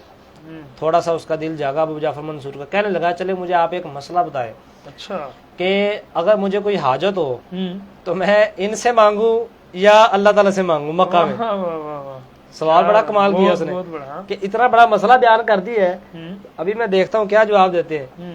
तो इमाम मालिक रहमान ने बड़ा कमाल जवाब दिया है। इरशाद वो है ना कि बाखुदा खुदा का यही है दर नहीं और कोई मफर मुकर, क्या बात है। जो वहां से हो यहीं आके हो, जो यहाँ नहीं तो वहां नहीं। कहने लगे कि तुम मुझसे सवाल करते हो कि हम किससे मांगे, क़यामत वाले दिन तुम्हें और तुम्हारे बाप और तुम्हारे बाप के बाप हजरत आदम अलैहिस्सलाम उन सबको जो बख्शिश मिलेगी वो इसी जात के वसीले से मिलेगी, और तुम आज मुझसे सवाल करते हो कि मैं किससे मांगू। अरे बाबा तुम्हें जो मिलेगा वो इसी जात की बारगाह में से मिलेगा, सब कुछ यहाँ से मिलेगा। क्या बात है, वो सब कुछ दरे रसूल से ही मिलेगा। हाँ, जी जी बताइए। कि जब बड़े से बड़े जो तुम्हारे सबसे बड़े बाप है आदम अलैहिस्सलाम, उनको भी क़यामत वाले दिन जो है वो बात करने की उनके अंदर हिम्मत नहीं होगी, तो वो भी यही कहेंगे कि उस दिन जाओ तो नबी अलैहिस्सलाम के पास खातम तई दा बड़ा मशहूर किस्सा सुने 8 दरवाजे दरबार दे सन, मंगता हर बुवे जा सवाल करदा, थोड़ा थोड़ा थोड़ा थोड़ा दे के और मंगते नु जा खुशहाल करदा। नासिर शाह मेरे नबी दा इक्को बुआ लखा मंगते नु माला माल करदा। सुभान अल्लाह। क्या बात है जी, बहुत बहुत बड़ी बात है, क्योंकि रिस्क भी वही वो कहते ना, कौन देता है देने को मुंह चाहिए, देने वाला है सच्चा हमारा नबी। कमाल का इश्क देखे कि कितना अदब एहतराम है कि बादशाह वक़्त को डांट दिया, बादशाह वक़्त को नहीं देखा। और नबी अलैहिस्सलाम का एहतराम, उसके बाद नबी अलैहिस्सलाम के शहर का एहतराम। अब देखें कि नबी अलैहिस्सलाम आपकी अहदीस का कितना एहतराम। ऐसे ही है। अब्दुल्ला बिन मुबारक रहमा फरमाते हैं कि हम इमाम मालिक रहमा की मजलिस में बैठे हुए थे, हदीस का दर्स ले रहे हैं, तो हमने देखा कि आपके चेहरे के ऊपर बड़ा जर्द सा रंग आ गया। ठीक है। हम बैठे थे, جب درس ختم ہوا تو سوال کیا کہ حضرت خیر ہے، ہم نے دیکھا کہ آپ کا جو چہرہ کا رنگ وہ بڑا زرد تھا. تو فرمانے لگے کہ درس حدیث کے دوران مجھے 16 دفعہ بچھو نے ڈسا ہے، 16 دفعہ. لیکن میرے دل میں نبی علیہ الصلوۃ والسلام کی احادیث کا اتنا احترام ہے کہ میں نے حدیث کے مقابلے میں بچھو کو اہمیت نہیں دی. اس لیے میں نے یہ مناسب نہیں سمجھا کہ میں حدیث کو چھوڑ کر میں بچھو کی طرف متوجہ ہو جاؤں. میں نا حدیث کا احترام اتنا ہم ہے کہ میں نے یہ نہیں سمجھا کہ اب یہ نہ کیا جائے کہ حدیث کو چھوڑ دیا جائے تو میں بچھو کی طرف متوجہ ہو جاؤں. حدیث پاک کا اتنا احترام ہے تو نبی علیہ السلام کا نبی علیہ السلام کی ذات کا کتنا احترام ہوگا. تو دیکھیں آپ اندازہ لگائیں کہ بچھو کا ڈسنا قبول کر لیا ہے، لیکن فرمایا نہیں حدیث کو میں نہیں چھوڑ سکتا، حدیث کو نہیں چھوڑنا. اور دیکھیں کہ نبی علیہ السلام آپ نے فرمایا کہ مدینہ وہ شہر ہے کہ جس نے یہاں کے لوگوں کو ڈرانے کی کوشش کی اور ان کو ڈرایا دھمکایا، اس بندے کا نہ کوئی نفل قبول ہے اور نہ اس کا کوئی فرض قبول ہے. صرف ڈرانے دھمکانے کی وجہ سے اتنی فضیلت دے دی. یہ وقت کے حکمرانوں کو تنبیہ ہے بہت بڑی. آج دیکھ لیں کہ سعودیہ کے اندر بڑے بڑے وہ سینما ہال کھل رہے ہیں اور عیاشیوں کے نام پر اور انٹرٹینمنٹ کے نام پر بڑے بڑے وہاں پر سینما ہال اور گیم شوز وغیرہ کرائے جا رہے ہیں. تو وہاں پر اب جو ہے وہ مندر تک بنا دیے گئے، اب وہ پھر اینکر بن کے بیٹھ جاتے ہیں. اب آپ خود سوچئے کہ کیا بال کھلے ہیں، بندہ وہ بیٹھا ہے اینکر، وہ بھی خود بیٹھا ہے. وہ ساری جو ایک جنہوں نے ساری زندگی لڑکیاں نے چاہی ہیں اپنے ہی اسی چینل کے اندر، اب میں نام نہیں لیتا لیکن پتہ تو چل ہی گیا ہوگا ناظرین کو. اب دیکھیں نا کہ پچھلا جو سارا ایک سسٹم تھا اس کو آپ نے ختم کر دیا. اب آپ کیا سوچتے ہیں کہ وہاں پہ جو رہنے والے لوگ ہیں ان کو کیا دکھ نہیں ہو رہا؟ جو اصل عاشق رسول ہے، جو اصل عاشق ان کو دکھ نہیں ہے. تو نبی علیہ السلام نے فرمایا کہ جو مدینہ کے لوگوں کو دکھ پہنچائے گا اس کے نہ فرض قبول ہے اس کے نفل قبول ہے. ٹھیک ہے. اب ہمیں یہاں پہ بیٹھ کر دکھ ہو رہا ہے تو جو وہاں پہ قریب ہیں، جو اتنا بھی جانتے ہیں کہ یہاں پہ بھائی ترکی نے جب یہاں پر مسجد نبوی کے اندر کام کیا، جب خلافت عثمانیہ تھی، تو جب پتھر کا کام شروع ہوا اور یہاں پہ پتھر لگانا تھا مسجد نبوی میں، تو جب پتھر کو لگاتے نا تو دیکھتے کہ اب یہ پتھر تھوڑا سا زائد ہے، اس کی کٹنگ کرنی ہے، تو اس پتھر کو مدینہ کی حدود سے باہر لے کے جاتے تھے. وہ کہتے تھے کہ مشین کی آواز روضہ رسول کے پاس نہیں جانی چاہیے، مشین کی آواز نہیں جانی چاہیے. اتنے سے پتھر کو کاٹنے کے لیے بھی مدینہ کی حدود سے باہر جاتے تھے، کتنے کلومیٹر باہر جاتے تھے. بہت بڑی بات. ایسے نہیں ہے جی. تو پھر وہاں پہ آگ وہ پتھر لگاتے تھے، وہ کہتے تھے اللہ کا فرمان جو پڑا ہوا ہے نا. اور یہ کیونکہ حضرت سیدہ عائشہ صدیقہ رضی اللہ تعالیٰ عنہ کا فرمان بھی ہے کہ آپ نے جب دیکھا کہ ایک صحابی کو کہ وہ اپنا مکان وغیرہ تعمیر کر رہے ہیں تو شور آ رہا ہے، تو انہوں نے آ منع کیا کہ پتہ نہیں ہے آپ کو کہ یہاں نبی علیہ السلام آپ کا حجرہ پاک ہے اور آپ یہاں پہ شور کر رہے ہیں. تو اس کی دیکھے خلافت عثمانیہ والوں نے بنیاد کہ انہوں نے پتھر کی ہلکی سی کٹنگ بھی کرنے کے لیے وہ مدینہ پاک شہر سے باہر گئے. اور پھر جب انہوں نے ریل کا نظام شروع کیا، تو آج بھی مدینہ پاک کے اندر اسٹیشن کے اوپر وہاں ہی انجن کھڑا ہوا ہے. اچھا. جب پہلی دفعہ اس کو چلایا گیا تو ایک ہی دفعہ وہاں پہ انجن آیا ہے، لیکن اس کا شور ہے. کہا گیا کہ اس طرح کرتے ہیں کہ چلے ٹھیک ہے بند کر دیا گیا ہے تو اب یہاں سے انجن تو واپس لے جائیں. تو کہا گیا کہ اب انجن کو واپس لے جانے کے لیے پھر چلانا پڑے گا، پھر شور آئے گا. اب انجن بھی یہیں کھڑا رہے گا، اس کا واپسی پہ شور بھی دوبارہ نہیں کیا جائے گا. کئی سال گزرنے کے باوجود اب بھی وہاں پہ وہ انجن موجود ہے. شان و عظمت ہے جی مدینہ پاک. دیکھیں نا پھر مقام بھی انہوں نے پایا نا کہ نبی علیہ السلام آپ کا ادب و احترام کتنا کیا کہ ہلکے سے شور بھی نہیں ہونے دیا، کہ نہیں شور بھی گوارا نہیں کیا کہ ہلکا سا شور بھی نہیں ہونا چاہیے. نبی علیہ السلام آپ کی بارگاہ ایسی ہے کہ اس کی وجہ سے بندے کے جو ہے وہ سارے اعمال ضائع ہو سکتے ہیں. یہ ذات ہی ماشاءاللہ بڑی پاک بلند ہے کہ آپ ہلکا سا بھی آپ کی جو گستاخی ہے اور ہلکے سے بھی جو آپ کے اعمال ہیں وہ آپ کے سارے اعمال کو ضائع کر سکتے ہیں. بس ٹھیک ہے. اور آپ دیکھیں کہ ہم تو انسان ہیں، انسان ہے. جو وہاں پہ بیٹھے ہوئے پرندے ہیں کبوتر، ان کے بارے میں رپورٹ میں پڑھ رہا تھا کہ لکھا ہوا تھا کہ کچھ عرصہ پہلے سعودی حکومت نے جب دیکھا کہ یہاں پہ کبوتر وغیرہ کافی جمع ہو گئے تو انہوں نے ارادہ کیا کہ اب یہ یہاں پہ جو ہے وہ ان کا جو گاند وغیرہ بھی آتا ہے تو ان کو یہاں سے دور کیا جائے. انہوں نے کیا کو دانا نہیں ڈالا. اچھا. دانا نہیں ڈالا تو کیا کیا کہ وہاں سے ہٹ کر کہیں دور جا کر دانا ڈالا تاکہ یہ اس بہانے جب یہاں پہ دانا نہیں ملے گا تو وہاں پہ چلے جائیں گے. وہاں پہ جائیں گے تو اب وہاں پہ دانا کھاتے رہیں گے. کئی دن گزر گئے لیکن کبوتر وہاں سے دانا کھانے ادھر نہیں گئے. پھر ہی دانا ڈالا. انہوں نے کہا نہیں یہ یہاں سے نہیں جا سکتے, اس لیے ان کو ہر صورت یہاں ہی رکھا جائے گا. کیا بات. اور آج بھی کسی بندے کو اجازت نہیں ہے. اور خاص بات اس میں ایک اور ہے جی جی. کہ کبوتر جتنے بھی ہیں روضہ پاک سے چمٹے ضرور ہیں, لیکن روضہ پاک کے اوپر سے گزرتے نہیں ہیں. کیا بات. یہ خاص بات جو ہے. بہت بہت. اور اس کے بارے میں دیکھے جب ان کا عشق دیکھا اتنا ہے, اور کہا جاتا ہے کہ یہ کبوتر اسی کبوتر کی نسل میں سے ہے کہ جس نے غار کے آگے انڈے دیے تھے. وہ جب نبی علیہ السلام آپ جب غار سور کے اندر گئے تھے اور آپ کے ساتھ حضرت سیدنا صدیق اکبر موجود تھے ہجرت کی رات, اللہ تعالیٰ تو احترام کیا اس کبوتر نے, تو اس احترام کی وجہ سے نسل کو اتنی اہمیت حاصل ہوئی کہ آج بھی اس کی نسل کے جو کبوتر وہاں پہ موجود ہیں, وہاں چمٹے رہتے ہیں. اور علماء کرام نے دیکھے کتنے کتنے پیارے احکامات بیان فرما دیے. فرمایا کہ اگر کوئی بندہ اس مدینے کے کبوتروں میں سے کسی کبوتر کو مار دیتا ہے, اس کو قتل کر دیتا ہے, ٹھیک ہے, اس بندے کے اوپر کفارہ لازم آ جائے گا, وہ کفارہ ادا کرے گا. اور یہ کفارہ بھی بتائیے. یہ کفارہ یہ حج کے دنوں کے حساب سے دیکھا جائے گا کہ جس طرح آپ نے حج کے دنوں میں آپ کسی جانور کا شکار کرتے ہیں جسے منع کیا گیا ہے, تو اس کے اوپر جو آپ کا دم لازم آتا ہے کہ 10 روزے رکھنے, اس میں سے 3 ایک جگہ 7 ایک جگہ آپ نے روزے رکھنے. اچھا. تو وہ جو آپ وہاں پہ دم ادا کریں گے اسی طرح کا دم آپ یہاں پہ ادا کریں گے جب آپ کسی کبوتر کو آپ مار دیں گے. اتنی اس کی حرمت ہے. تو دیکھیں انسان تو احترام کرتا ہی کرتا ہے, کبوتر کا کتنا احترام ہے. بہت بہت زیادہ. اچھا یہ بتائیے مدینہ پاک کی حفاظت پر, جو آپ کی حفاظت ہے, مدینہ شریف کی حفاظت ہے, وہ کیسے کرنی چاہیے؟ کوئی نہیں 1-2 منٹ بتا دو. حفاظت کے اوپر میں آپ کو مختصر ایک واقعہ سنانا چاہوں گا کہ نور الدین زنگی علیہ رحمہ, ٹھیک ہے, خلیفہ وقت تھے, دربار لگا ہوا, تو اپنے دربار کے سارے معاملات سے فارغ ہوئے, تو نماز تہجد پڑھ کے تو سو گئے. ٹھیک ہے, نماز تہجد پڑھ کے سو گئے. کبھی ہمارے اس طرح کے بھی بادشاہ وقت ہوتے تھے جو کہ تہجد کی نماز ادا کیا کرتے تھے. ٹھیک ہے, اب تو پتہ نہیں 5 وقت کی نماز بھی پڑھتے ہیں کہ نہیں پڑھتے. تو نماز پڑھ کے سو گئے تو خواب میں نبی علیہ السلام آپ تشریف لے آئے, جسم جاگ اٹھی. کیا بات.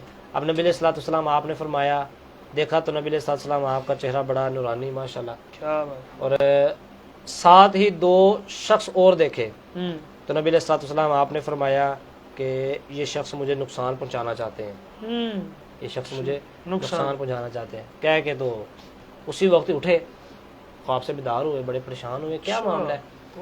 پھر دوبارہ وضو کیا, 2 نفل نماز ادا کی, پھر دوبارہ سو گئے. پھر دوبارہ یہی خواب آیا, نبی علیہ السلام دوبارہ پھر ملے اور آپ نے فرمایا کہ یہ 2 جو شخص ہیں یہ مجھے نقصان پہنچانا چاہتے ہیں. پھر اٹھے, دوبارہ پھر وضو کیا, بڑے پریشان کہ پتہ نہیں کیا معاملہ. پھر سوچا کہ شاید خواب ہے, خواب ہی ہو. تیسری بار دیکھے تو پھر یہی خواب آیا. اچھا.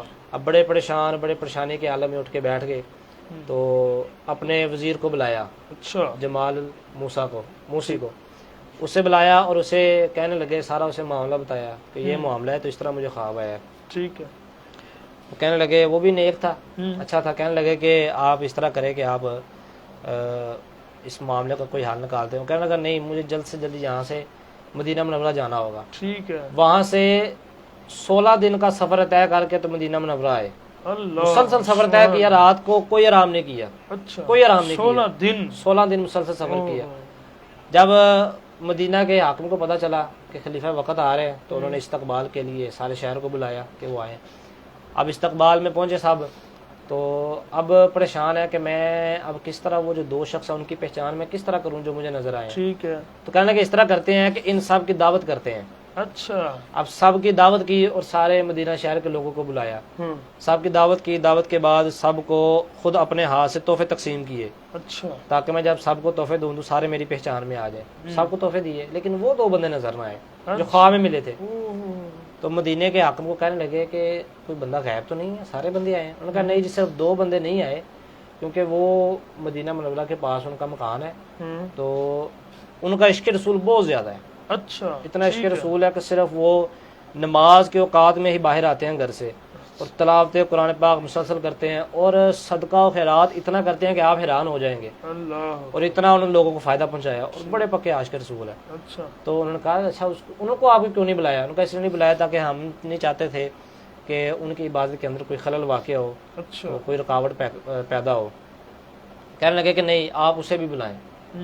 کہنے لگے کہ چلے ٹھیک ہے. جب انہیں بلایا گیا تو دیکھ تو پہچان کے کہ یہ تو وہی ہیں جو خواب میں مجھے ملے تھے. کہنے لگے کہ بتاؤ کہ تم کیوں دعوت کے اندر نہیں آئے. اچھا. وہ کہنے لگے کہ ہم اس لیے نہیں آئے کیونکہ ہمیں دعوت نہیں دی گئی, اور وہ آپ کو بتا دیا گیا ہے عبادت کی وجہ سے, اور کیونکہ ہم جو اپنا سارا وقت ہے وہ عبادت کے اندر گزارتے ہیں, اچھا. اس لیے ہم نہیں آئے. کہنے لگے کہ نہیں مجھے سچ بتاؤ اصل معاملہ کیا ہے. اب تھوڑا سا وہ گھبرا گئے, تلوار نکال لی نور الدین زنگیل رحمہ نے, فرمایا میں گردن کاٹ دوں گا اگر سچ نہ بولے, بتاؤ اصل معاملہ کیا کر رہے ہو. وہ پھر مانے, کہنے لگے کہ ہم 2 یہودی ہیں اور ہمیں بھیجا گیا ہے نبی علیہ الصلوۃ والسلام آپ کا جسم اقدس چوری کرنے کے لیے, تو ہمیں اس لیے یہ مشن دیا گیا کہ ہم جب وہاں سے جسم اقدس کو نکال لیں گے تو جب ان کے نعوذ باللہ نبی علیہ الصلوۃ والسلام ہی باقی نہیں رہیں گے تو ان کا عشق کہاں سے باقی رہے گا, اس لیے ہم یہ چوری کرنے آئے ہیں. آپ نے فرمایا مجھے وہاں پہ گھر پہ لے کے چلو. جب وہاں گھر پہ گئے سارا گھر کا معائنہ کیا, فرمایا ٹھیک ہے. واپس آنے لگے تو چٹائی کے پاس سے گزرے, محسوس ہوا کہ چٹائی کے نیچے کچھ ہے. جب دیکھا تو نیچے ایک سرنگ ہے, سرنگ بنائی ہوئی تھی. تو نور الدین زنگیل رحمہ آپ سرنگ کے اندر چلے گئے. اندر گئے تو اندر اتنی وہ گہری سرنگ تھی کہ آرام سے ایک بندہ داخل ہو سکتا ہے. یہ انہوں نے بنائی تھی وہ 2 اشخاص نے, ہاں 2 یہودیوں نے, کہ وہ صرف نماز کے اوقات میں باہر نکلتے تھے, باقی وہ سرنگ کھوتے رہتے تھے. جب آپ اندر گئے تو یہاں تک اندر گئے کہ ایک بعض روایات میں آتا ہے کہ جہاں تک کہ نور الدین زنگیل رحمہ نے نبی علیہ الصلوۃ والسلام آپ کے قدم مبارک کو دیکھ لیا تھا, اور بعض میں آتا ہے کہ نہیں صرف معمولی سا پردہ رہ گیا تھا, یعنی تقریباً وہ قریب پہنچ گئے تھے. تقریباً وہ نبی علیہ الصلوۃ والسلام کے 16 دن بھی تو ہے نا, وہ بھی تو ہے نا ساتھ. وہ بھی کتنی محنت کر رہے تھے کہ نیچے انہوں نے جانا, لمبا راستہ لیا. پھر فرمایا کہ پھر نور الدین زنگیل رحمہ نے حکم دیا تو وہاں پر پھر سیسا پگھلا کر چاروں طرف اس کی 4 دیواری کی گئی, اور آج بھی موجود ہے. اچھا. آج بھی نبی علیہ السلام کے روضہ اقدس کے چاروں طرف نیچے گہرائی کے اندر لوہے کی دیواریں موجود ہیں. دھاتے جو ہوتے ہیں ان کو ملا کر کوئی بندہ بھی اس کی ضرورت نہیں کر سکتا, کوئی بندہ بھی اس کی ضرورت نہیں کر سکتا. تو دیکھیں کہ کس طرح جو ہے وہ روزہ رسول کی حفاظت کی گئی, اور خود نبی علیہ الصلوۃ والسلام آپ نے اپنی حفاظت کروائی. اور پاکستان میں بھی وہ سرنگیں بنی ہوئی ہیں جہاں سے لوگ انڈیا کہاں راستہ جو نکلتا ہے ادھر, ایسے ہی ہے. کیا کہتے ہیں جی اپنا بادشاہی مسجد شاہی قلعہ کے اندر شالامار باغ وغیرہ موجود ہے. مختلف مورخین نے, تاریخ دانوں نے مختلف روایتوں کے ساتھ اس کو شاید بیان کیا ہے. ٹھیک ہے. جو زیادہ مستند چیز تاریخ کی کتاب گنی جاتی ہے نا, جو زیادہ وہ مقصد یہ ہے کہ نبی صلی اللہ علیہ وسلم 3 دن خواب میں تشریف لائے بادشاہ کی. ٹھیک ہے. اور آپ نے خود اس سے کہا کہ تم کھانا تقسیم کرو, اپنے ہاتھ سے تقسیم کرو. 3 دن تقسیم کیا تو وہ چہرے جو دیکھے تھے وہ نظر نہیں آئے پبلک میں. ٹھیک ہے. تو پھر بادشاہ نے, اللہ تعالیٰ نے اس کو یہ عزت دینی تھی نبی صلی اللہ علیہ وسلم کے صدقے, اس بادشاہ نے بغیر کسی کو بتائے یہ جو ہتھکڑی ہوتی ہے نا, یہ اپنے اندر قمیض میں چھپائی. اچھا. اور پوچھا بھئی کوئی رہ تو نہیں گیا.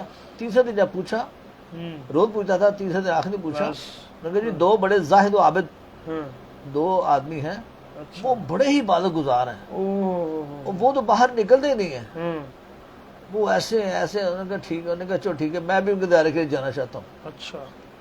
کیونکہ اکثر عام ہوتا ہے, آج کل بھی ایسا ہوتا ہے کہ خدا نہ کبھی کسی ایس پی نے یا ایس ایچ او نے یا کسی بڑے پولیس افسر نے کہیں چھاپا لگا ریڈ کرنا ہو نا, تو اگر وہ بتا دے بھی وہاں جائیں تو پھر پولیس کے محکمے کے اندر کے ہی کچھ ایسے ملازمین ہوتے ہیں جو ان کو مخبری کر دیتے ہیں, لو بھی وہ آ رہے چوکس ہو جو, دائیں بائیں ہو جو. ٹھیک ہے. ایسے تو وہ بادشاہ جو نبی علیہ وسلم کے نور نظر تھا, ٹھیک ہے, اب سرکار نے اس کے فرمایا کہ بھئی یہ کام کرو. اس نے ہتھ کڑی جو تھی وہ اپنے کپڑوں کے اندر چھپائی, اور چند ملازم لے کے وہ نے کہا جی میں ان کے دائرے کے خود جانا چاہتا ہوں. ان کو بلایا نہیں, ٹھیک ہے, یہ خود ان کے پاس گیا. درست گیا. آپ سب نے سارا نقشہ بتا دیا تھا, ان کا چہرے بھی وہ جو گورکھ اداکارے تھے وہ بھی دکھا دیا. تو وہاں پھر وہ بادشاہ نور الدین زنگی رحمۃ اللہ علیہ نے فرمایا کہ اچھا تو تم ہو اچھا تم تو بہت خبیث اور لعنتی، ان کو برا بھلا کہا. اوہ لوگوں کو جو پاس جی یہ بڑے بکواس بند کرو، خبردار، بڑے سخت الفاظ میں. میں نے کہا ان کی کرتوت میں تمہیں دکھاتا ہوں، اٹھو ادھر سے. اوہ ان کو کھڑا کیا، ان کو پہلے وہ ہتھکڑی لگائی، اچھا پھر بادشاہ کہا ان کا جانوا اٹھاؤ. اوہ جانوا اٹھایا، پھر فرمایا یہ پتھر کی سل جو پڑی اس کو اٹھاؤ. ٹھیک ہے. اس کو اٹھایا، پھر دیکھا نیچے دیکھو سرنگ ہے. اوہ پھر جو اس وقت جو چارج وغیرہ کو ہوتے تھے وہ اس روشنی کی، تو وہ کافی دور تک جا رہے تھے. اور یہ جو آئے تھے دونوں، یہ دورہ حدیث، دورہ قرآن، صرف نحو، یہ ہر چیزیں تو پڑھ کے نا کتابیں مسلمانوں کی، تو ادھر آئے تھے. اچھا نوز باللہ مسلمانوں کو کہنے کہ ادھر تو آپ کے نبی ہے ہی نہیں. استغفر یہ بنی اسرائیل والے جو ہے نا، انہوں نے اللہ تعالیٰ سے بڑے بڑے نوز باللہ، وہ ایک لفظ آتا ہے وہ معذرت کے ساتھ، وہ بڑے پنگے لیے ہیں انہوں نے. ٹھیک اللہ ہے. تعالیٰ نے ہر بھائی کو ایسی سزا دی ہے تو وقتی طور پہ یہ ہو جاتے ہیں اللہ معافی دے معافی دے، بعد میں پھر ایسے. یہ وہ لوگ ہیں جن کے اوپر اللہ نے اسٹیمپڈ ان کو کر دیا، مورے لگا دیے کہ ناک کان ہاں زبانی پہ اللہ تعالیٰ نے پردے لگا دیے، مورے لگا دیے کہ یہ نہیں آ سکتے دین کی طرف. تو اس طرح ان کو پکڑا، پھر سر عام ان کو پھانسی لگائی، درست. ان کو گردن سنی کی گئی. اچھا تو یہ جب بھی کفار ادھر آتے ہیں نا، تو وہ ہمارے یہاں کی زبان سیکھ کر دینی علوم کو کافی حد تک مطالعہ کرنے کے بعد یہاں آتے ہیں. وہ ان کا مقصد یہ ہوتا ہے مخبری کا. تو اللہ تعالیٰ کے فضل سے یہ پاکستان لا الہ الا اللہ کے نام پہ بنا ہے. اس کی حفاظت کرنے والے بھی بے شک اللہ پاک الحمدللہ خود ہے. ایسے ہی. اور اگر آپ تھوڑا سا اور غور فرمائیں تو پاکستان کا معنی یہ مدینہ کے ساتھ ہی ملتا ہے. سبحان بے شک. کیسے ملتا ہے؟ مدینہ پاک زمین ہے، پاک ہے نا سرکار کی نسبت سے. بے شک. تو پاکستان کا مطلب کیا ہے؟ پاک لوگوں کی جگہ. ٹھیک ہے. پاک طیب، پاک آگے آ ستان، ستان میں نے جگہ، پاک لوگوں کی جگہ. سبحان یہ پاکستان کے معنی بنتے ہیں. ایسے ہی ہے. تو الحمدللہ اس کو آنچ نہیں آ سکتی اللہ کے فضل سے، بلکہ ان قریب غزوہ ہند بھی ہونے والا ہے. ہاں تو پھر آپ کو ادھر بھی پاکستان کا جھنڈا لگے گا انشاءاللہ. ایسے ہی ہے. ایسے ہی ایسے ہی. بہت شکریہ. مودی وغیرہ سب انشاءاللہ ان کو بھاڑے راستہ نہیں بہت شکریہ آپ کا، شکریہ. آپ تشریف لائے، اور آپ دونوں مہمانوں کا بہت بہت شکریہ. چونکہ مدینہ شریف کے حوالہ سے گفتگو ہو رہی تھی. مدینہ شریف کمال عظمتوں والا، برکتوں والا، فضیلتوں والا ایک سبحان اللہ. اللہ کا گھر اور اللہ کے رسول علیہ السلام کا گھر. بات پھر وہی آ جاتی ہے، واطیع اللہ واطیع رسول، اطاعت اللہ کی کرو اور اللہ کے رسول کی اطاعت کرو. اور نبی پاک ذات اقدس، نبی پاک کی ذات اقدس صلی اللہ علیہ وسلم، بعد از خدا بزرگ تو ایک قصہ مختصر. بس بس بہت شکریہ. ناظرین کرام، وقت جو ہے وہ سحری کا ہوا چاہتا ہے، تو ہم کو اجازت دیجیے. اللہ تعالیٰ پہلے دعا کرتے ہیں. جی. بسم اللہ الرحمن الرحیم. آمین. اللہم صلی علی سیدنا مولانا محمد و صحابہ سیدنا مولانا محمد مبارک وسلم علیہ. رب اغفر ورحم وانت خیر الراحمین. آمین. استغفر اللہ ربی من کل ذنب واتوب الیہ. اللہم اجرنا من النار، اللہم اجرنا من النار، اللہم اجرنا من النار یا مجیر یا مجیر یا مجیب. یا ربی بالمصطفیٰ بلغ مقاصد لنا واغفر لنا ما مضى یا واسع الکرم. صلی اللہ تعالی علی حبیبہ سیدنا مولانا محمد وصحبہ اجمعین برحمتک یا ارحم الراحمین. ناظرین، اس بات سے، اس یقین سے ہمیں اجازت دیجیے. اللہ تعالیٰ آپ کا، میرا اور ملک پاکستان کا حامی و ناصر ہو. پاکستان کا مطلب کیا؟ لا الہ الا اللہ محمد رسول اللہ صلی اللہ علیہ وسلم. تو بہت شکریہ. السلام علیکم ورحمۃ اللہ وبرکاتہ.